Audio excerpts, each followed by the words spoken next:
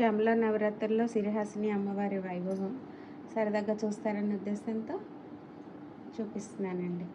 మోదుగు పూలతో అమ్మవారికి అర్చన, ఆ పాదాలను చేరుకోవాలని తహతహలాడే ఆత్మలాగా ఆ ప్యారెట్ చూసారా. నేను ఎంత ఏదో ఆలోచించి సర్దినా కూడా అమ్మవారు మాత్రం తనకి నచ్చినట్టుగా యథావిధిగా తయారయ్యారు.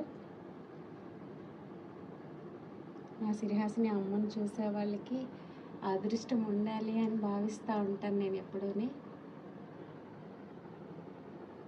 చెరుకు గడ, చిలుకలు, వీణ, చతుర్భుజంతో అమ్మవారు